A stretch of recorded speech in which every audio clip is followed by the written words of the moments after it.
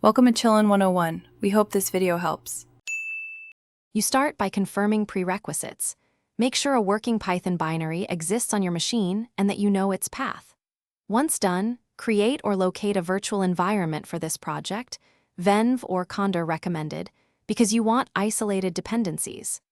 Next, open your IDE settings and navigate to Project Interpreter. In PyCharm, choose Project Python Interpreter. In VS Code, open Python. Select Interpreter. This gets you ready to map the project to a real interpreter right now. Now you configure the interpreter in detail. Select Add or Configure, then choose System, Virtualenv, or Conda. You must point the IDE to the exact Python executable on Windows Python. exe in the venv \scripts folder, on Mac OS/Linux the bin/Python file. If necessary, create a new venv from the IDE or terminal, activate it, and then select it. After selection, make sure pip is available and install required packages from requirements.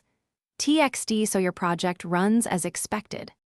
Finally, verify the setup by opening the Python console or running a simple script. You should see the chosen interpreter and installed packages. Once verified, save settings and restart the IDE to clear caches. If things go wrong, recreate the virtual environment, reassign the interpreter path, and ensure the IDE has permission to access the folder.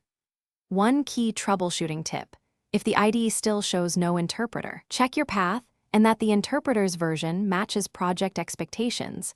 Mismatched versions cause subtle failures. Thanks for watching. Consider subscribing if we helped you.